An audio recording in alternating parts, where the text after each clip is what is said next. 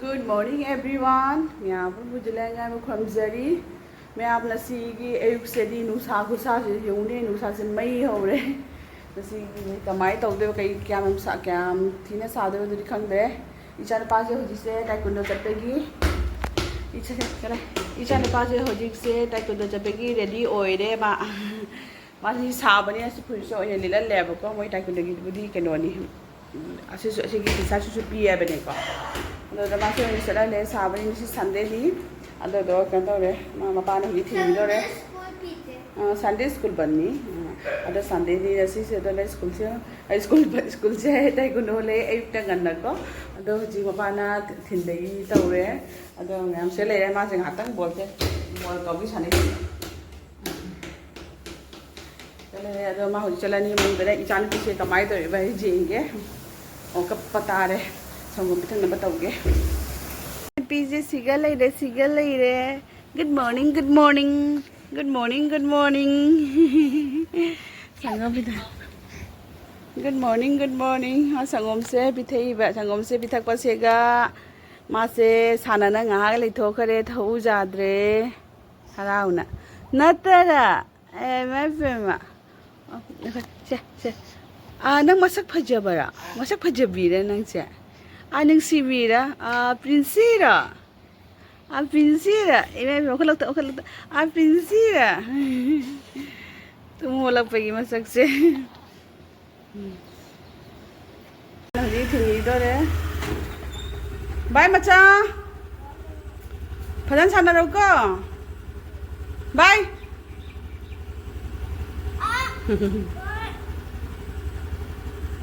चा बाय चा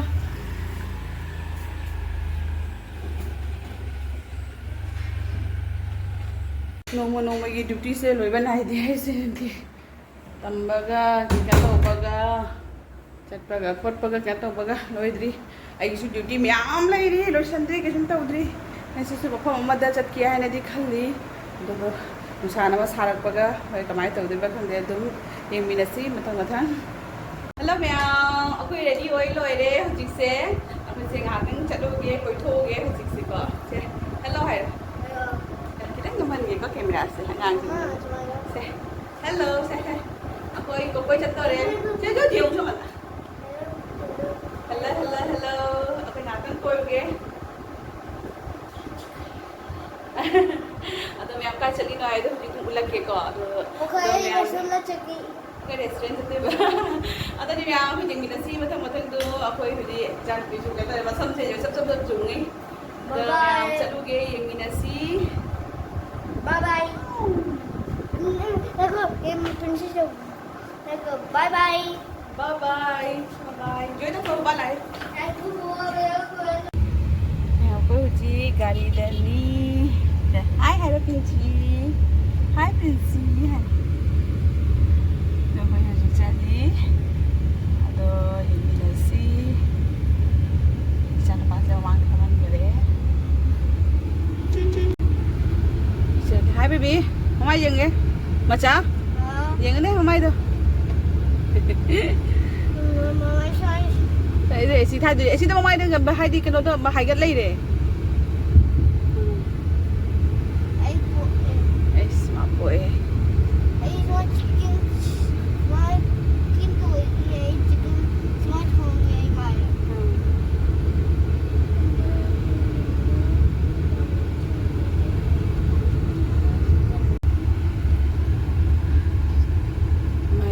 ako'y se mapamse jauh selaktore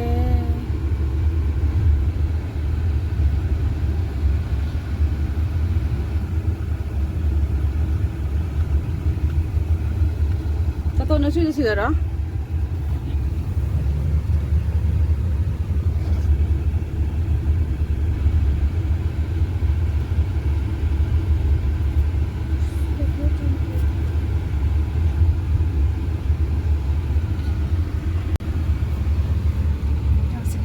Sangai hotel ला ini ya guys ya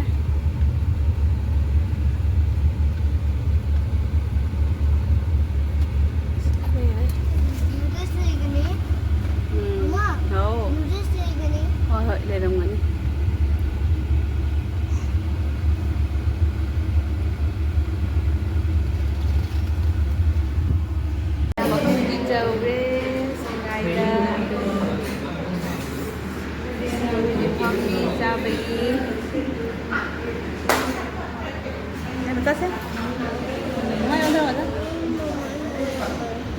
Gami piran.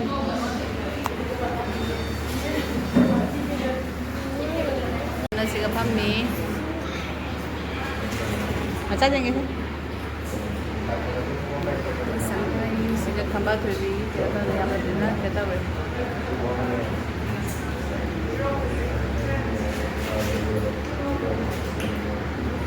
Hello ma'am, ako si Sangay Restaurant na koithoreyi chabagi dahigi yore siga hangna chan pa siga leire mga se sabana ulang mana roye dani order bi hai sana bi se to ye binesi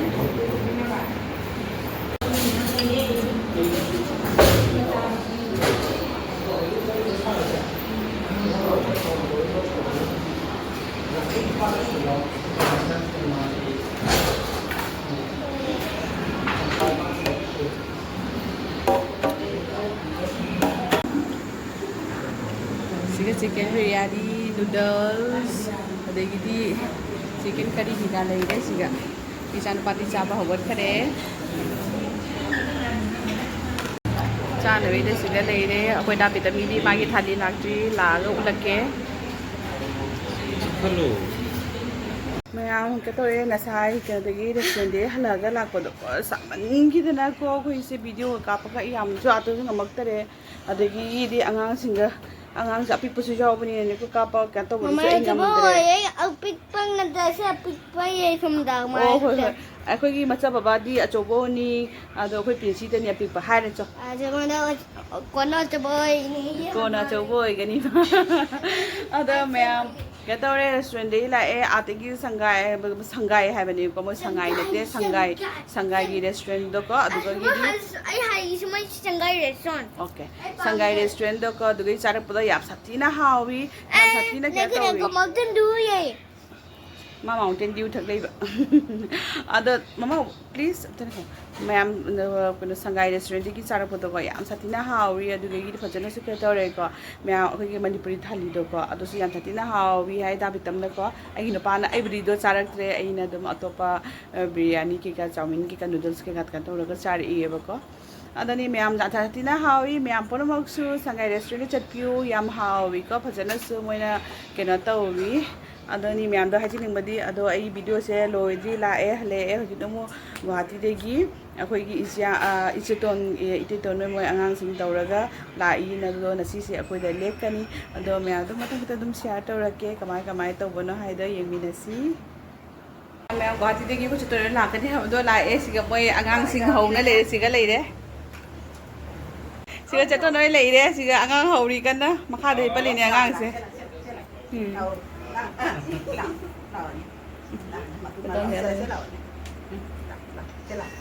अखोई जामुं दोन सिगा लेरे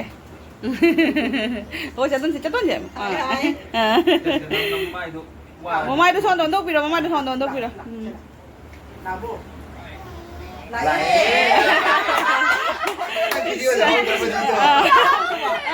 जाओ याओ या बखोन हाय रे केदम हाय रे को दाइन तो